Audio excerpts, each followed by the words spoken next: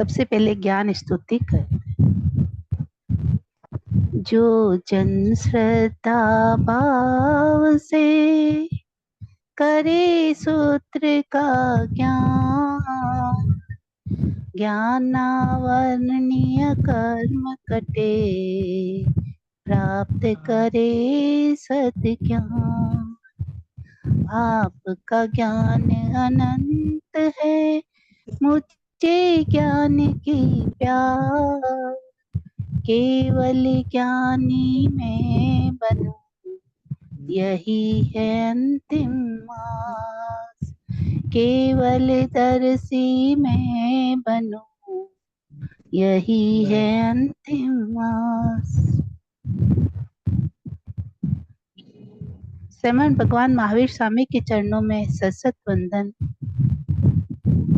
आचार्य भगवान 1008 श्री विजय राजे महाराज साहब के चरणों में सशत वंदन। सब साधु संत सत्याजी महाराज साहब के चरणों में सशत वंदन। सभी से जय जिनेन्द्र।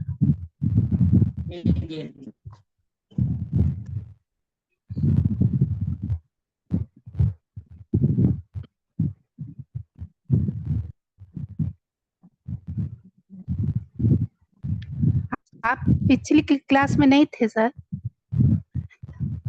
हाँ सर,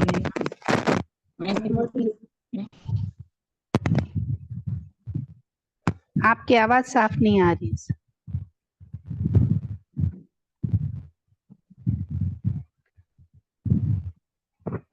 आज पिछली क्लास में हमने तीसरे अध्ययन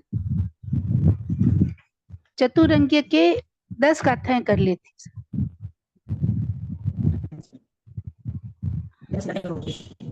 हाँ, 10 गाथाएं हो चुकी है सर। अब आज आगे हम करेंगे।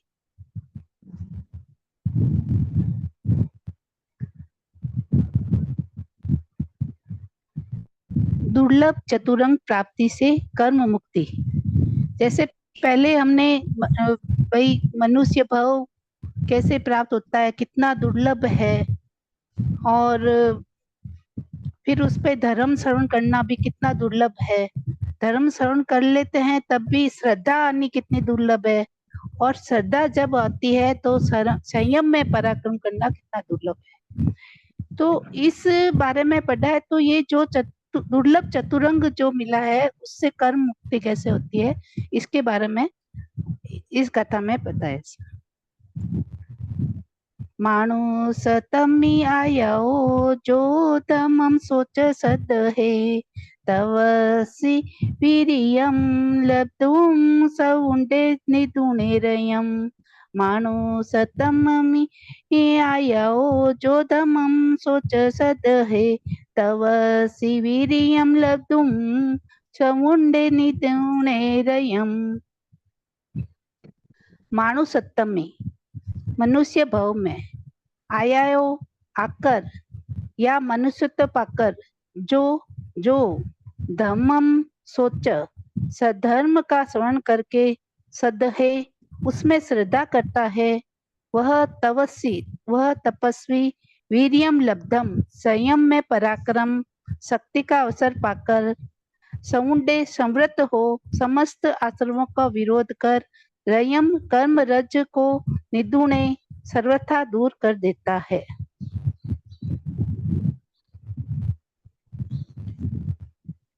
क्या है सर? हाँ सर, नंबर 1 सर, 11 नंबर है सर। 11 नंबर, हाँ 11 नंबर है सर। 10 तक हम कल कर बृहस्पतिवार को कर चुके हैं सर, जो कि बृहस्पतिवार की क्लास हुई थी उसमें।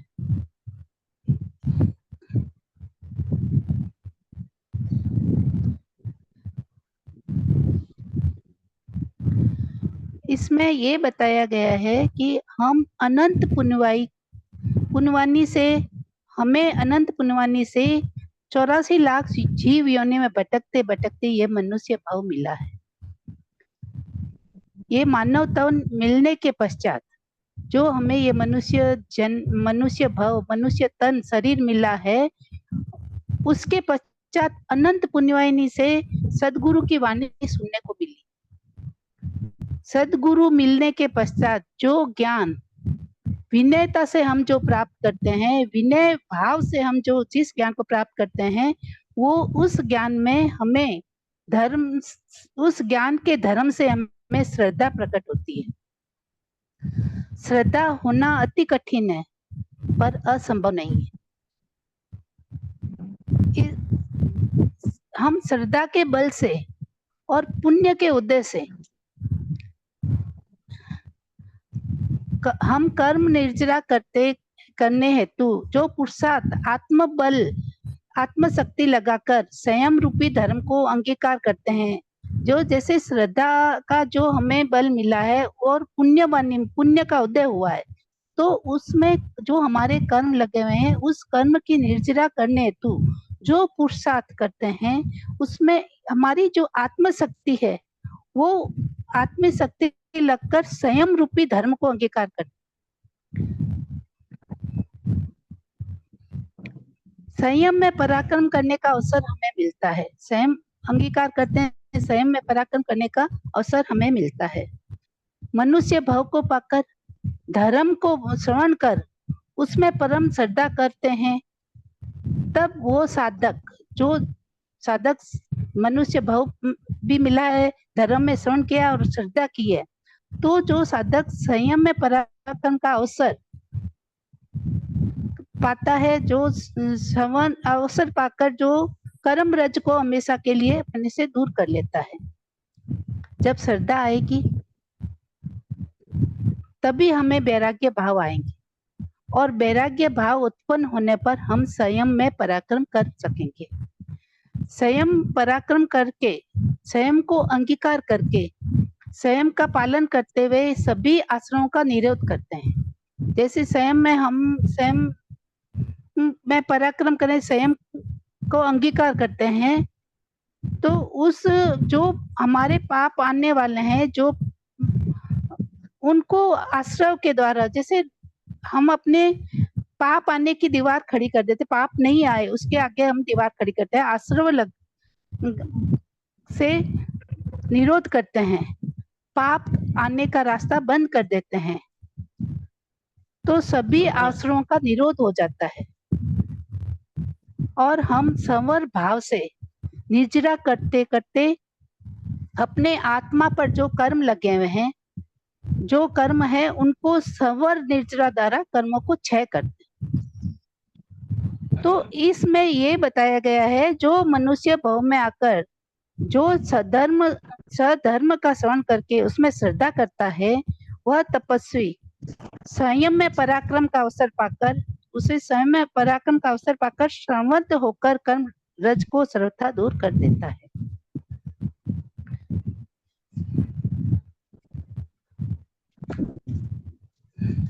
अब आगे से आत्म शुद्धि, धर्म स्थिति और निर्वाण प्राप्ति का परस्पर कारण।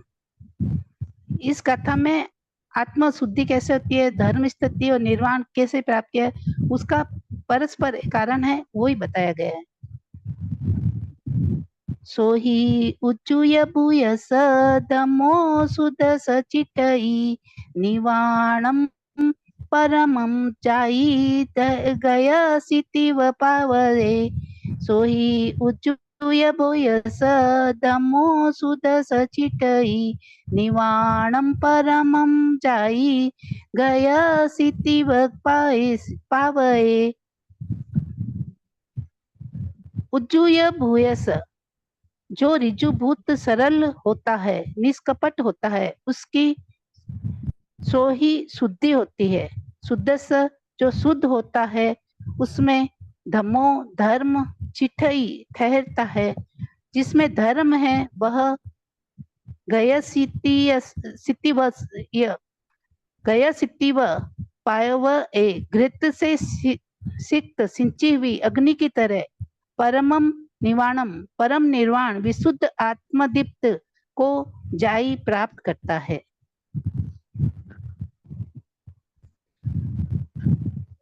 जो सरल होता है, जो सरल होता है उसकी शुद्धि होती है। अब बताइए सरल कौन होता है? सरल वो साधक है जो धर्म के प्रति जिज्ञासा प्राप्त करते हैं और उस जिज्ञासा में तर्क वितर्क नहीं करता।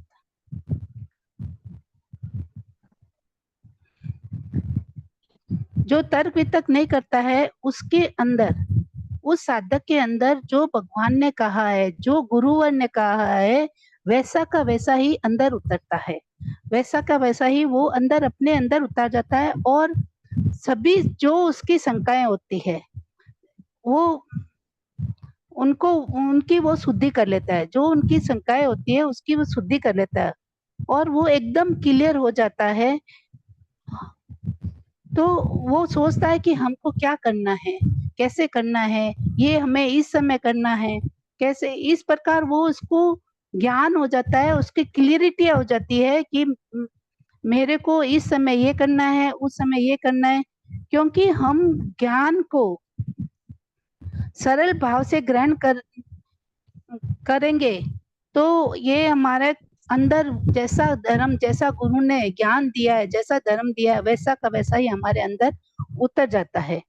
यदि हमारा स्वभाव कपटी है, छल कपट है हमारे भाव में और हमें अहम है, हम ये सोचते हैं कि ये गुरु जो ज्ञान दे रहे हैं वो तो मेरे को सब आता है, हमें अहम आ जाता है, अभिमानी हो जाते हैं, तो हम कुछ प्राप्त नहीं कर सकते, कुछ भी ज्ञान प्राप्त नहीं कर सकते।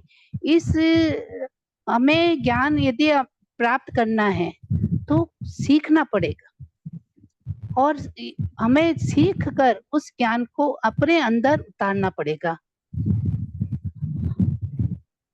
जो ज्ञान को अंदर उतारता है, जो अंदर लाना है, हमें जिस ज्ञान को अंदर लाना है, उतारना है, तो उसके लिए हमें सीखना जरूरी है और सीखने के लिए सरलता बहुत जरूरी है। यदि कपट भाव से हम सीखेंगे तो हमें कुछ ज्ञान नहीं आएगा, हम कुछ भी सीख नहीं जाएंगे, हमारे ऊपर से ऊपर वो सब चीज निकलता जाएगा।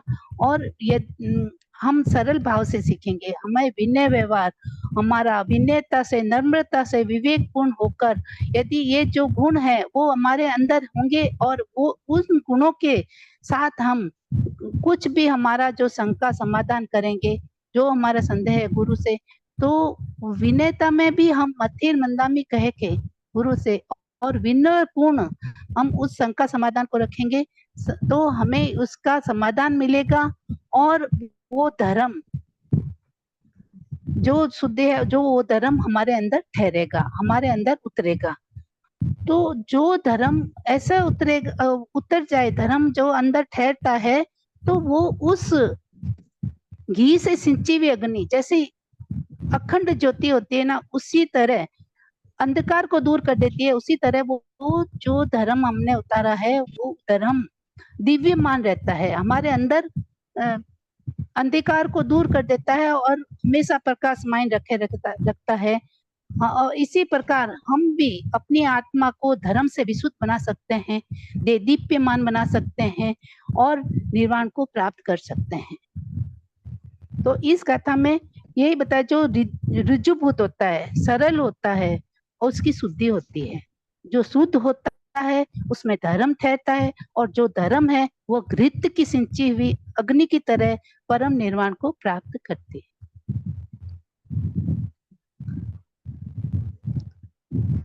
अब आगे कर्म हेतुओं को दूर करने से उद्धर्व दिशा प्राप्ति। विगिंच कमुनो हैवं जसं संचेनु खन्तिये शरीरं पाडवं हिचा उडम्पकमयि दिशं। विगिंच कमुनो हैवं जसं संचेनु खन्तिये शरीरं पाडवं हिचा उडम्पकमयि दिशं। कमुनो कर्म के हेउम हेतु को विगिंच दूर करके खंतिये क्षमा से जसम संचिनो यश स्वयं का संचय करके वह साधक पाडव शरीरम पार्थिक शरीर को हिचा छोड़कर उद्धर्व दिशा स्वर्ग अथवा मोक्ष की ओर पक्कमयी जाता है।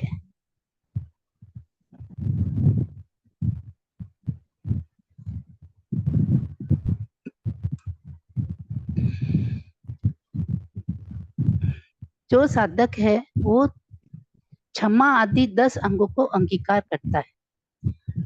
यदि हमें अपने अंदर धर्म को उतारना है, धर्म को उतारा है, तो हमें 10 अंग है जो जैसे क्षमा है, शांति है, संतोष है, आदर है, माधव है, मार्गव है, लाघव है, तप, संयम, त्याग, ब्रह्मचर्य, उन सबको अंगीकार कर साधक उन 10 अपने कर्म हेतुओं को दूर करने के लिए उन 10 अंगों को अंगीकार करता है और अपने उन आत्मा पर जो लगे हुए कर्म हैं उनको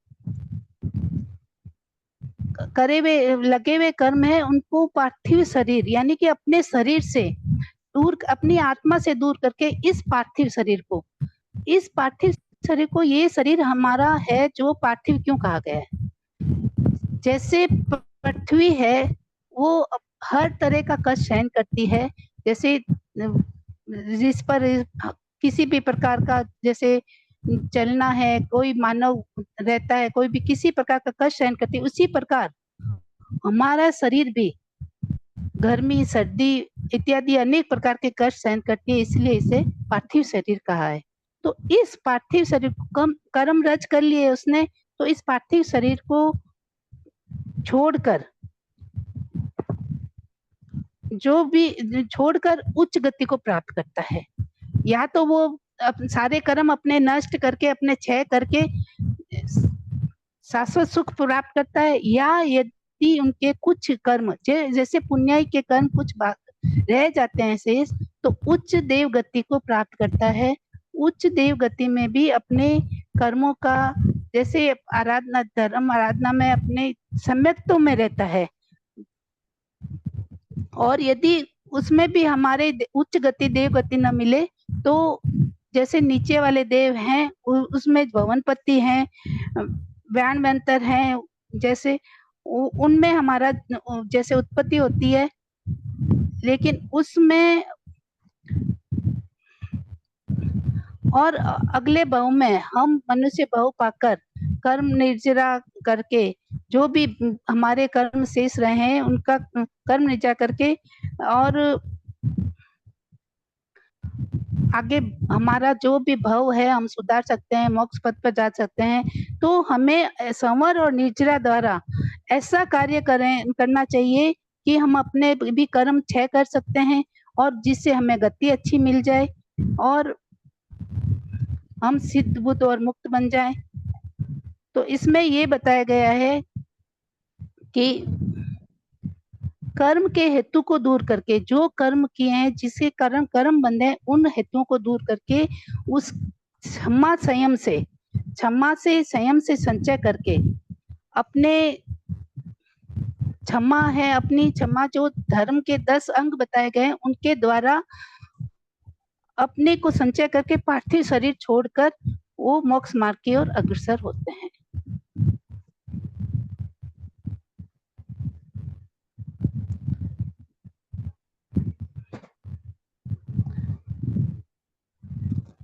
अब आगे विविध शिलाराधना से देवलोकों की प्राप्ति। 14वीं गाथा में जो शील आराधना करते हैं उससे देवलोकों की प्राप्ति होती है। वैसे विशाली से हम शीले हिम जखा उतरा महासुखावदिं पंता मणंता अपूर्णचवम। विशाली से हिम शीले हिम जखा उतरा महासुखावदि पंता मणंता अपूर्णचवम। विशाली से हिम शीले हिम विषद्रस अपने अपने चारित्र मोहनीय कर्म के क्षयोपशम अनुसार विविध प्रकार के शीलों व्रत आचारों के पालन से जखा यक्ष देव होते हैं।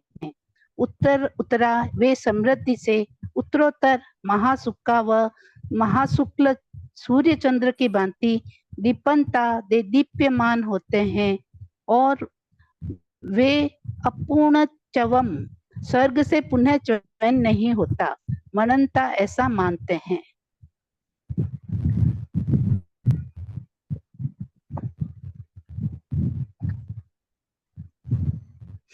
इस गाथा के अनुसार साधु और गृहस्थ दोनों के बारे में बताया गया।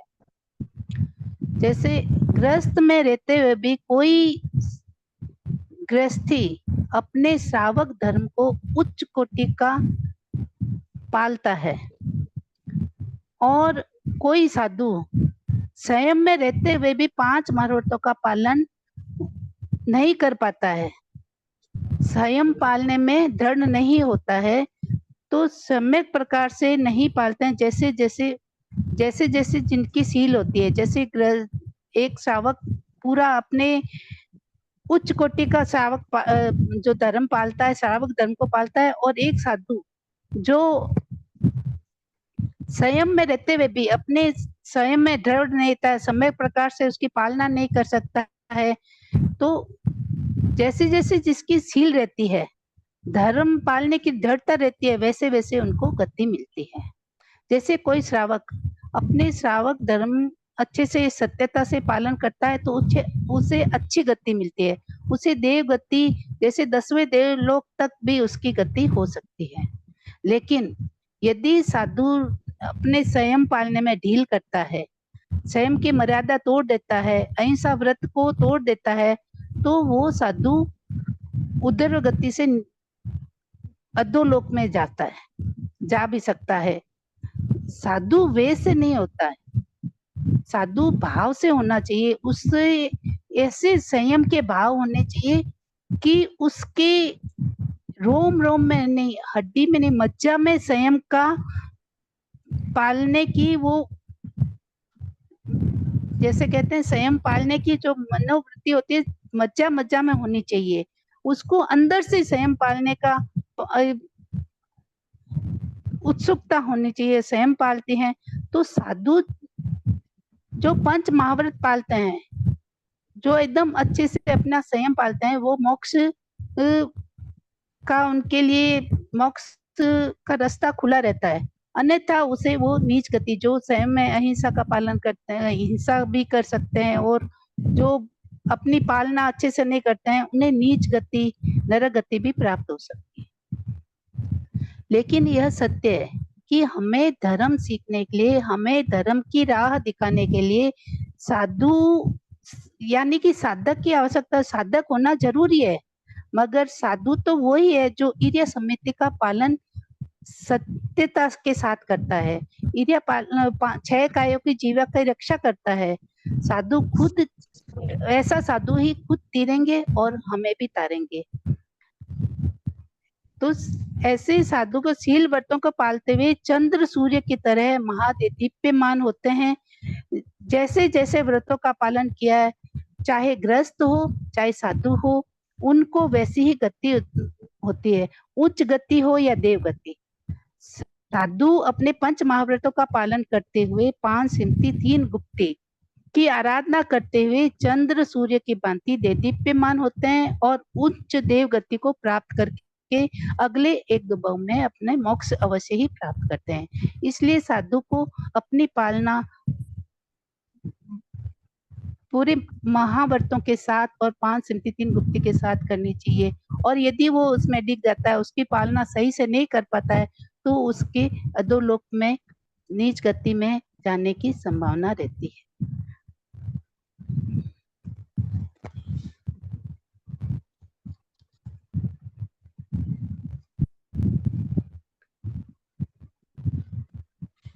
अब आगे से अपिया देव कामाणम कामरु अचिवु वीणो उडम कपेसु चिठंती पुवावास सया बहु अपिया देव कामाणम कामरु अचिवु वीणो उडम कपेसु चिठंती पुवावास सया बहु। देव कामाणम पूर्व भव कृत सुकृत के कारण दिव्य काम भोगों के प्रति अपने आप को अपिया अर्पित किए वे काम रुव चिव वीणो अपनी इच्छा अनुसार रूप बनाते हैं, व्यक्ति करने में समर्थ होते हैं, तथा बहु अनेक असंख्यात हुआ वाससया सैकड़ों वर्ष पूर्व तक, उड्डम कपेसु उद्धर्व उच्च कल्पों में अर्थात स्वधर्म आदि 12 देवलोकों में, 9 गिरिवेक्य और 5 अनुत्तर विमान में चिठंती रहते हैं।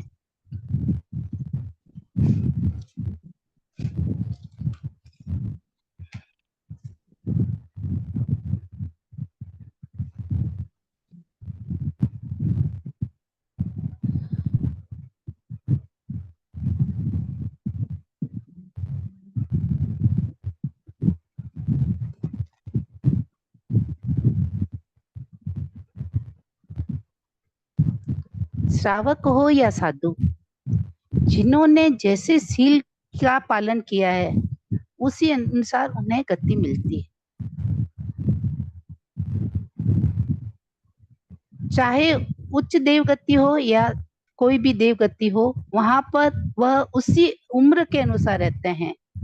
उनकी वहां की उम्र सैकड़ों पूर्व वर्षों तक की होती है। जैसे वहां वो उच्च देवगति में या देवगति में अपने देवी भोगों को अपने आप को अर्पित किए रहते हैं। 8 प्रकार के ऐश्वर्य से युक्त एक साथ 8 प्रकार के जो भी ऐश्वर्य है उनसे युक्त वो एक साथ इच्छा अनुसार रूप बना सकते हैं।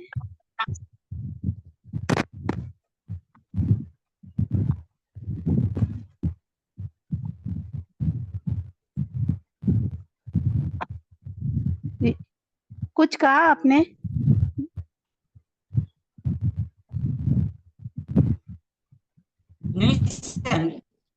अच्छा।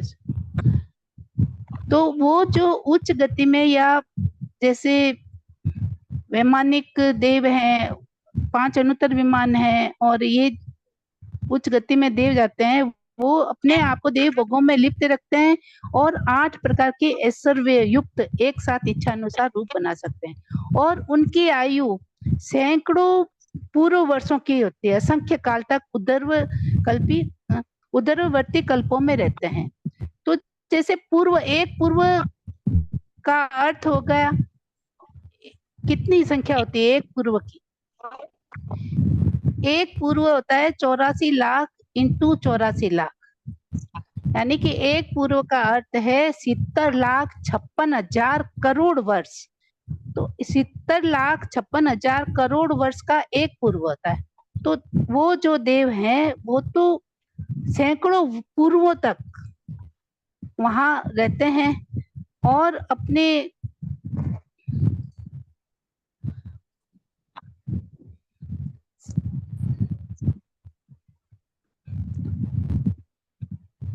सैकड़ों वर्षों तक वहां पर रहते हैं। उसी जिस प्रकार वो देव अपने जैसे देवी भोग है उनको अर्पित करते हैं, उसी प्रकार यदि हम वहां सुख पूर्वक, हमें भी ये आराधना करनी चाहिए कि, लेकिन हमें ये कामना नहीं करनी चाहिए कि हमें आगे हमें देव लोक मिले। हमें पुण्य का काम कर, जैसे धर्म का काम करते हुए ये हमें ऐसा नहीं सोचना है कि हम धर्म का काम करें तो हमें देवलोक मिले या उच्च गति में हमारा जन्म हो। हमें निस भाव से, जैसे हमारे भाव है हमें केवल धर्म करना है, हमें ये भाव रहना चाहिए कि हमारी गति सुधरे और मोक्ष मार्ग की ओर अग्रसर होए, तो हम आगे अपना गति सुधार पा सकते हैं। और संभव हो मोक्ष मार्ग की तरफ संभव नहीं है तो कुछ पुण्य के उदय से हम अच्छी देवगति प्राप्त कर सकते हैं। और जिस प्रकार हमने सील पाला है उसी प्रकार हमें गति मिलती है और अनेक उतने ही वर्षों तक हम 12 देवलोक, 9 वैमानिक विमान और 5 अनुत्तर विमान तक भी जा सकते हैं। कोई भी अच्छी गति में उत्पन्न में हो सकते हैं। अगर साधु उच्च कोटि का सील का पालन करता है, सम्यक प्रकार से करता है, तो वो साधु उच्च देव गति को प्राप्त करता है। और हमारे को ये जो मनुष्य भाव मिला है, ये छोटी सी उम्र है, यदि हम उसमें 5 महाव्रतों का संयम का पालन अच्छे से पालन कर लें तो हमें मोक्ष प्राप्ति करने में कोई विलंब नहीं है। लेकिन कुछ शुभ कर्म ऐसे रह जाते हैं हमें भोगने के लिए, जो कुछ कर्म ऐसे भोगने रह जाते हैं जिससे हमें देवगति में उत्पन्न होना पड़ता है। फिर वापस मनुष्य भाव में आकर जो कर्म बचे हुए हैं उनको क्षय करके सिद्ध बुद्ध मुक्त होते हैं। इसलिए पुराने अशुभ कर्मों का क्षय करके शुभ कर्मों को करने के भाव हमेशा रखने चाहिए कि हमेशा हमारे शुभ कर्म हो, और जो पुराने कर्म, जो पिछले भावों के जो हमारे कर्म बंधे हैं उनको हम क्षय करें और नए शुभ कर्म करते हुए आगे धर्म आराधना करते हुए आगे से अच्छी गति को प्राप्त करें।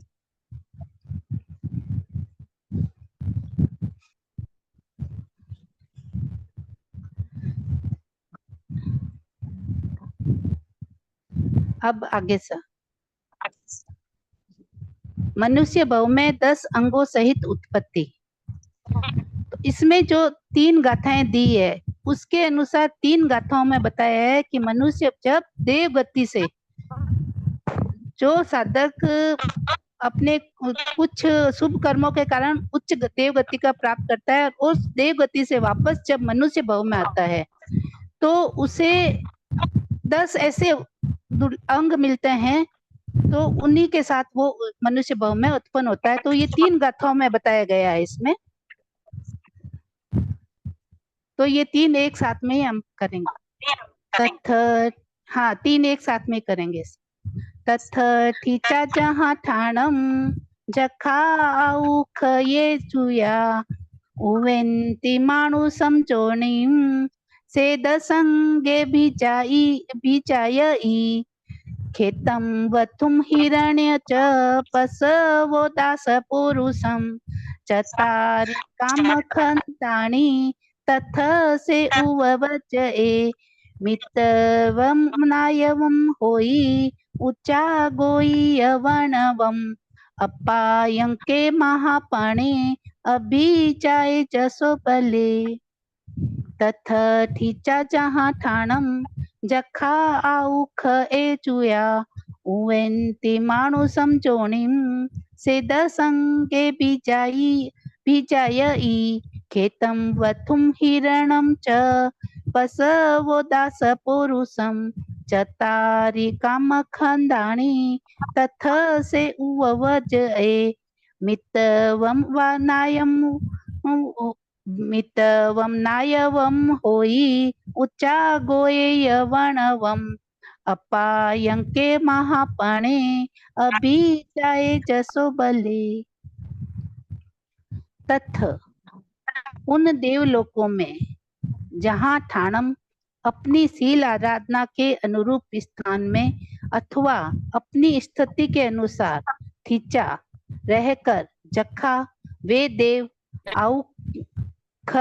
आयुष का क्षय होने पर चुआ च्युत होकर मानुष जोनिम मनुष्य योनि को उवेंती प्राप्त होते हैं और वहां से वह दसंगे 10 अंगों वाली भोग्य सामग्री से युक्त होकर अभिजायई उत्पन्न होते हैं। खेतम क्षेत्र खेतों की भूमि, वथुम वास्तु ग्रह, च और हिरणम सोना, पशुओं दास पुरुषम पशु गाय भैंस आदि पशुगण, दास और पौरुषे पैदल चलने वाले सैन्य समूह, जहाँ चतारी काम खंदानी ये 4 काम स्कंद हैं, तथ वहाँ उन कुलों में से वह उवज्जये उत्पन्न होता है। मित्तवम समित्रों से युक्त, नावम नायवम ज्ञातिवान, उच्च गोत्रीय, वर्णयवम सुंदर वर्ण रूप वाला, अपायंके आंतक रहित निरोग, महापणे महाप्राज्ञ, अभिजाय अभिजात, कुलीन अथवा विनित, जसो यशस्वी और बले बलवान होई होता है।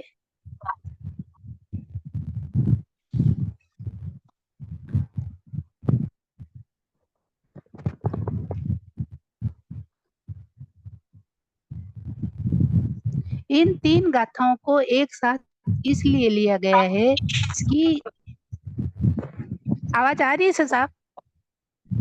हाँ आ रही है। अच्छा, इन 3 गाथाओं को एक साथ इसलिए लिया गया है कि जब देव मनुष्य गति में उत्पन्न होते हैं, जो देव जैसे बहुत आराधना साधना किया हुआ साधक है, उसके कुछ शुभ कर्म रह जाते हैं भोगने के लिए, तो वो उच्च देव गति में प्राप्त होता है, उच्च देव गति को प्राप्त करता है, उत्पन्न होता है वहां पे। तो वहां से वापस वो देव गति से जब मनुष्य गति में आता है, तो वो 10 प्रकार के अंगों वाली सामग्री से युक्त होता है। जैसे मनुष्य भाव में आता है तो उसे भोगने वाली 10 प्रकार की सामग्री प्राप्त होती है, और जैसे वो जिसको जैसे जैसे शील की आराधना होती है, वैसे वैसे देव गति प्राप्त होती है, और वो आयुष पूर्ण कर अपने मनुष्य भाव में उत्पन्न होते हैं। मनुष्य भाव में वो 10 अंगों वाली भोग सामग्री इस प्रकार है, जैसे खेतों की भूमि है, बहुत खेतों की भूमि है, अच्छे अच्छे महल हैं, अच्छे घर हैं, और उन सोना चांदी, गाय भैंस, पशुगण, दास दासी, चौपट दोपट चौपट बहुत सारे होते हैं। उनके पास सेवा करने के लिए नौकर चाकर होते हैं। ये जैसे 10 अंगों का पहला अंग है, इसमें उनको बहुत सारी खेतों की भूमि होती है। वो अच्छे जैसे महलों में राजा महाराजा के रूप में जन्म लेते हैं, उनके पास धन धान्य की कोई कमी नहीं रहती है, और गाय भैंस पशुगण जैसे दास दासी नौकर चाकर सभी बहुत ज्यादा होते हैं। और सबसे पहले पहले अंग में ये मिलता है, और बाकी के जो 9 अंग हैं वो आके है इस प्रकार, जैसे अच्छे मित्र होना, अच्छे मित्र मिलना बहुत नामुमकिन है। अच्छे मित्र जैसे हमें ऐसे कोई अच्छा मित्र है जैसे हमारे सुख में दुख में काम आए, वैसे नहीं। अच्छा मित्र वो होता है जो हमें सतमार्ग दिखाए, जो अच्छी राह दिखाए, और ज्ञानीवान होते हैं। वो इतने ज्ञानीवान होते हैं, उच्च गोत्र में उनका जन्म होता है, रूपवान होते हैं, महाप्राज्ञ यानी कि बहुत ज्ञानवान होते हैं। उनकी बुद्धि होती है बहुत तेज होती है, और उनके कोई रोग नहीं होता है, वो निरोग होते हैं और विनीत होते हैं, यशस्वी और बलवान होते हैं। इन 10 अंगों को लेकर मनुष्य भाव में उत्पन्न होते हैं, और इस प्रकार जो संयम से साधना की है वो देव गति में प्राप्त करते हैं। देव गति से वापस जो मनुष्य गति में आते हैं, तो ये उनके संयम का ही फल है, जो कितना उच्च फल है कि उनको ये भोग सामग्री 10 जो भोग सामग्री है उनको ये प्राप्त होती है। यदि एक छोटा संयम पालने से, ये संयम जीवन पालने से देव गति प्राप्त होती है, फिर मनुष्य भाव में इन 10 अंगों के सुख सामग्री के साथ हम उत्पन्न होते हैं। हमें भी ऐसे मित्र मिलेंगे, हमें भी यदि ऐसे मित्र मिले जो हमें तारे और तारने वाले मिले, ऐसे प्रेरित करें, हमें संयम के मार्ग पर जाने के लिए प्रेरित करें। जैसे हम संसार के काम बढ़ाने वाले कार्य तो बहुत कर लेते हैं, कर्म बहुत बांध लेते हैं, संसार को सीमित करने का कर्म नहीं करते, काम नहीं ऐसा नहीं करते हैं। इसलिए हमें सच्चे मित्र की आवश्यकता है। यदि वो सच्चा मित्र हमें ऐसी राह दिखा दे कि हमें किस पथ पर चलना है, हमें तो हम धर्म की राह पर चल के प्रसक्त रहेंगे, और इस प्रकार हम अपने जैसे हम धर्म में प्रशस्त रहेंगे तो हमारे बच्चे भी धर्म का मूल्य समझेंगे और धर्म प्रवृत्ति को अपनाएंगे, और स्वयं पथ पर बढ़कर आगे सिद्ध बुद्ध मुक्त बनेंगे।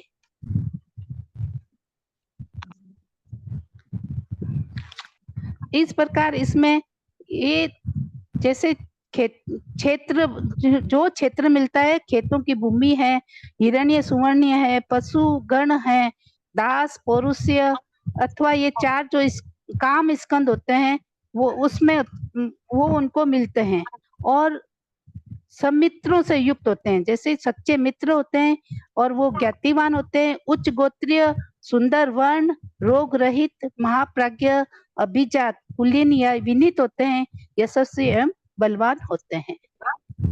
इस प्रकार उनको ये 10 जो अंग हैं उनको देवलोक से जब मनुष्य भाव में उत्पन्न होते हैं तो उनको ये प्राप्त होते हैं।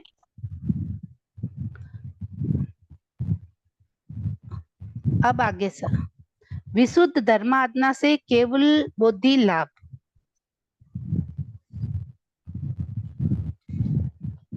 बोचा मानुष ए पोए अपडिरुवे अहव्युम उवम विशुद्ध सद में केवलम बोहिम बुचिया। बोचा मानुष ए पोए अपडिरुवे अहव्युम उवम विशुद्ध सद में केवलम बोहिम बुचिया। अहव्युम आयुष्य पर्यंत, अपडिरुवे अप्रतिरूप अनुपम मानुष्य, भोए मनुष्य संबंधी भोगों को, बोचा भोग अनुभव कर, पूवम पूर्व जन्म में, विशुद्ध सद्म में विशुद्ध नियाणा अतिचार आदि से रहित सधर्म के आराधक होने के कारण केवलम निर्मल निष्कलंक बोहिम बुद्धि को बुझिया अनुभव करते हैं।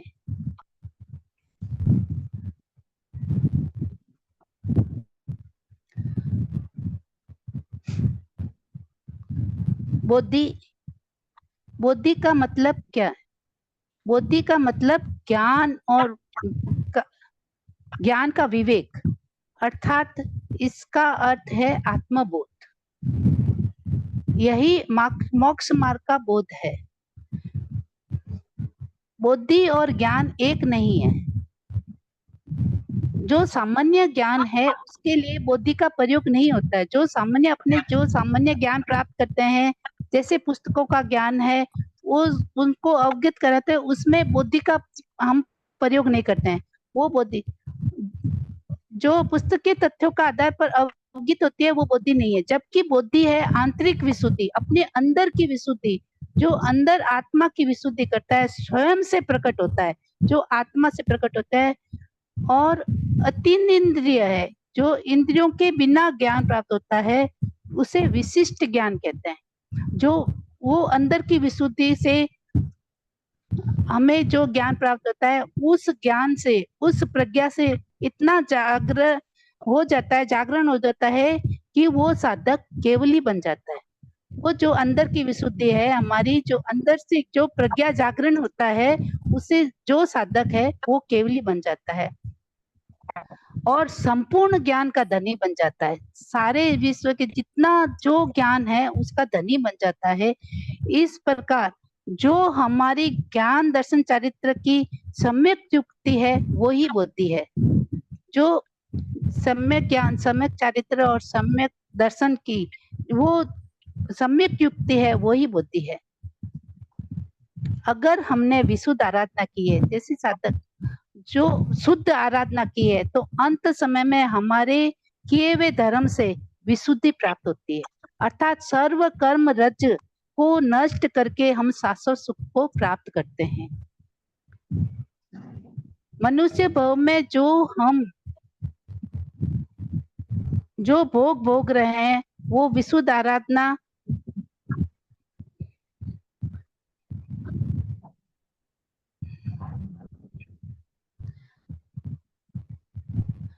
मनुष्य भाव में जो हम भोग भोग रहे हैं, अगर वो भोग नहीं भोगे हम विशुद्ध, हमने इस जो पूर्व में पिछले भवों में हमने जो विशुद्ध आराधना की है, इसके कारण तो हमें मनुष्य भाव मिला है। और इसमें ऐसा कोई निमित्त मिल जाता है जिससे हम उन भोगों को छोड़ देते हैं। जो मनुष्य भाव मिला है तो उसमें हमें ऐसा निमित्त मिल जाता है कि उन भोगों को छोड़कर जो कर्म रज हमारे हैं उनको क्षय करके निष्कलंक बोध को प्राप्त करते हैं। यानी कि स्वयं का पराक्रम कर निष्कलंक बोध को हम प्राप्त करते हैं। जैसे हमारे कर्म ऊपर जो कर्म रज लगे हैं, तो हमारे ऐसा निमित्त मिल गया कि हम स्वयं आराधना कर में पर स्वयं का पराक्रम करने में लग जाते हैं, स्वयं ग्रहण करते हैं और अपने कर्मों का क्षय करते हुए ऐसा बोध प्राप्त करते हैं कि प्राप्त कर सकते हैं कि हम केवली बन जाएं और आगे जैसे इस पर जैसे इसमें उदाहरण दिया मरुदेवी माता का। जैसे मरुदेवी माता अपने पुत्र ऋषभदेव भगवान से मिलने जाती है हाथी के ओहदे पर, हाथी पे बैठ के जाती है, तो उनके भाव इतने विशुद्ध होते हैं, उनके दर्शन से उनके भाव, वो केवल उनका दर्शन करती है उससे उनके भाव स्वयं प्राप्त हो जाता है, उन्हें भाव स्वयं ग्रहण करती है और वहीं पर हाथी के ओहदे पर उन्हें केवल ज्ञान प्राप्त हो जाता है और थोड़े कुछ ही क्षणों बाद वो सिद्ध बुद्ध मुक्त बन जाती है। तो हमारा भी यह सुनहरा अवसर मिला है इस मनुष्य भव में, जो छोटी सी आयु मिली है, तो विशुद्ध आराधना करके हम बोधि को प्राप्त करें। लेकिन कुछ न कुछ ऐसे हमारे चारित्र मोहनीय चारित्र कर्म को हो जाते रह जाते हैं, क्षय करने का अभाव है, इसलिए हम इस स्वयं पथ पर नहीं बढ़ पाते हैं। लेकिन हमें ऐसी धर्म आराधना करनी चाहिए कि हमारे जो मोहनीय चारित्र कर्म है वो भाई क्षय होते रहे धीरे धीरे, और हम आगे अगले भाव में जैसे भी हम हमारा इस भाव में भी हम यदि चारित्र मोहनीय कर्म का क्षय करेंगे तो अब पता नहीं कब संयम ले लें और कब हमारा आगे का रास्ता जो है बहुत अच्छा और सुरक्षित हो जाए हमें धर्म आराधना करने में। तो हमें ऐसा अवश्य स्वयं पथ पर आगे बढ़ने के लिए प्रयत्न करता रहना चाहिए। इसमें ये वे मनुष्य जहाँ वहाँ आयुष्य प्रयत्न अप्रतिरूप मनुष्य संबंधी भोगों को भोगकर, जो अप्रतिरूप मनुष्य भोग है उनको भोगकर पूर्व जन्म में विशुद्ध सधर्म के आधारक होने के कारण, आराधक होने के कारण निर्मल बुद्धि को अनुभव करते हैं।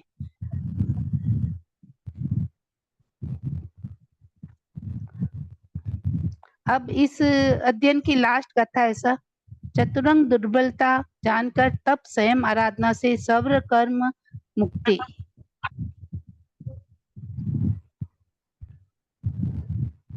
चौरंगम दुल्लहम नचा संजमम पडिवचिया तव साधुय कम से सिद्धे हवई सस ए। चौरंगम दुल्लहम नचा संजमम पडिवचिया तव साधुय कम से सिद्धे हवई सस ए। चौरंगम पूर्वोक्त चार अंगों को, दुल्लहम दुर्लभ, नचा जानकर, सज्जमम सर्व सावध्य वीर्ति रूप चारित्र संयम को, पडिवज्जिया अंगीकार करके, तवसा 12 प्रकार के तपचरण द्वारा सूयकम्पम से अविशिष्ट कर्मों का क्षय करके शाश्वत शाश्वत निरंतर अवस्थित वाला सिद्ध मुक्त हवई हो जाता है तिब्बे में, ऐसा मैं कहता हूँ।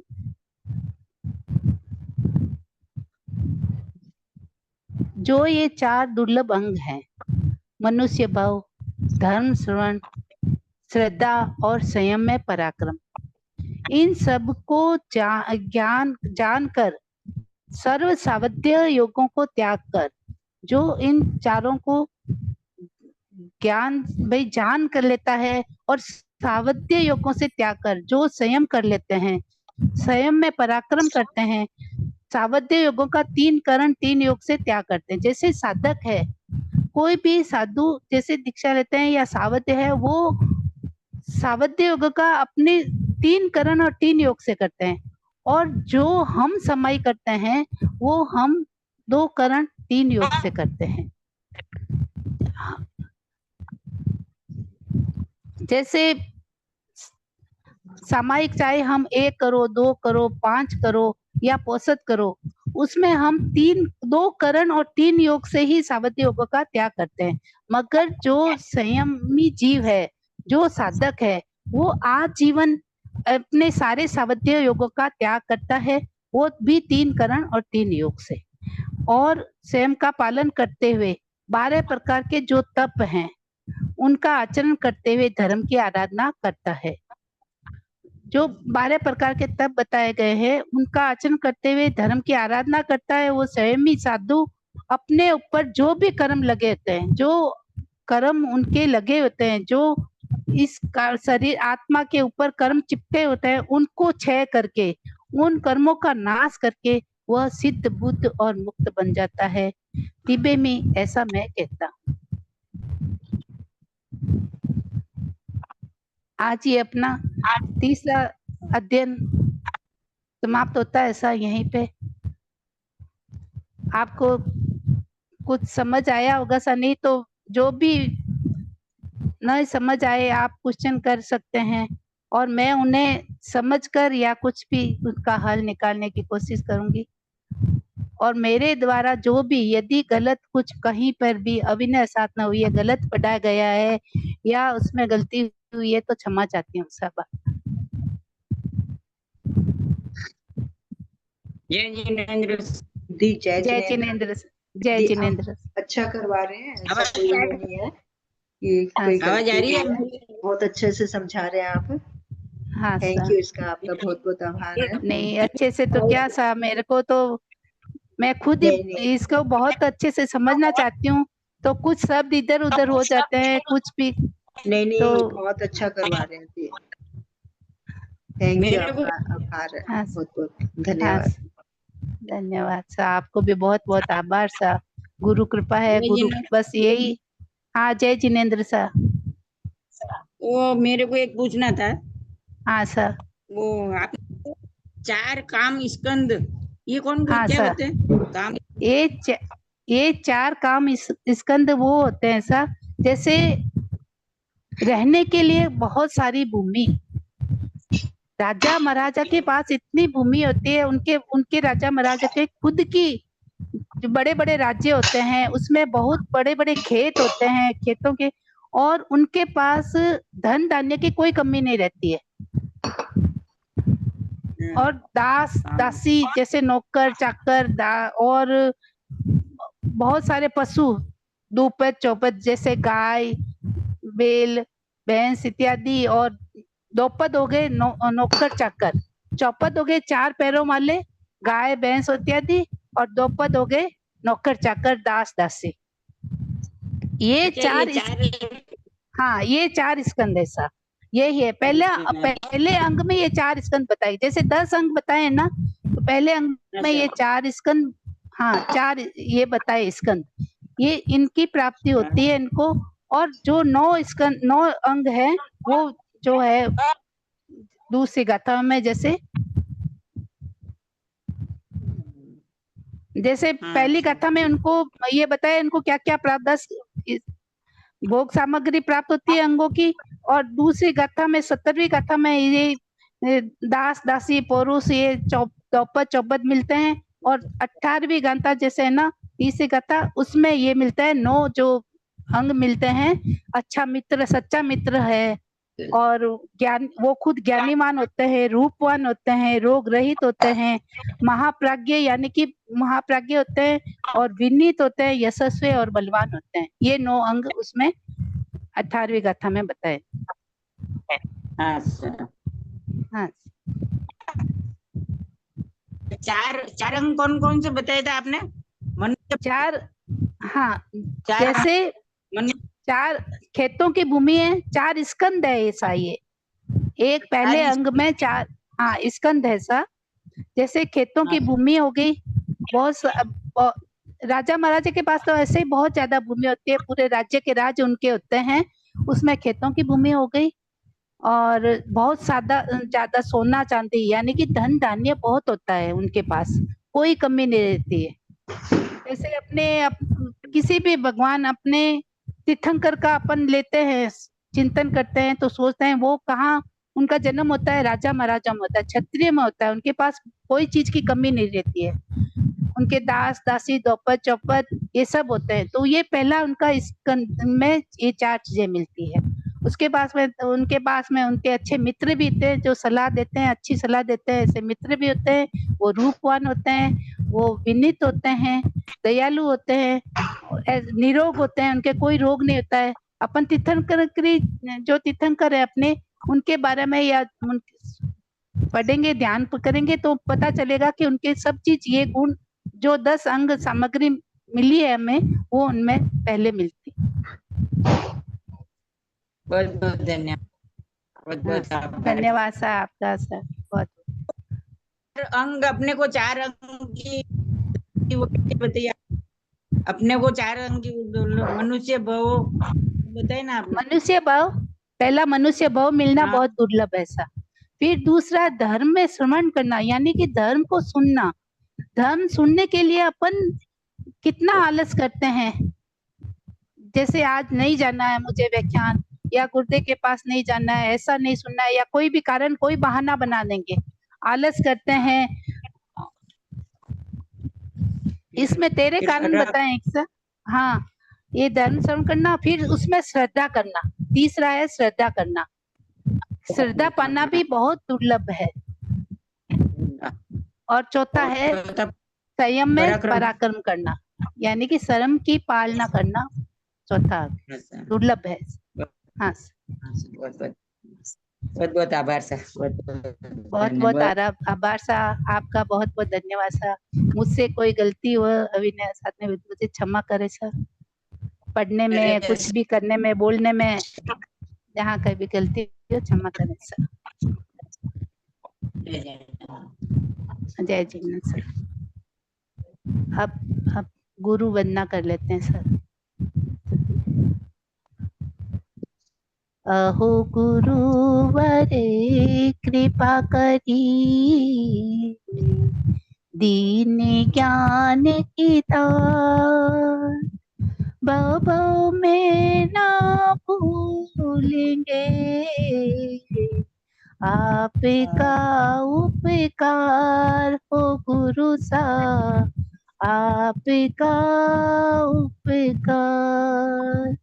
अभिनय जो हो गया उसको माफ करो, मेरे सारे कर्म कल उसको आप ही साफ करो, हो गुरु सा आप ही साफ करो। जय जिनेंद्र सा, सभी से बारंबार मत कामना सा। बहुत बहुत आभार आपका, धन्यवाद सा। धन्यवाद आपका साहब, हमको सिखा रहे, बहुत अच्छे सिखा रहे हैं। बहुत बहुत धन्यवाद।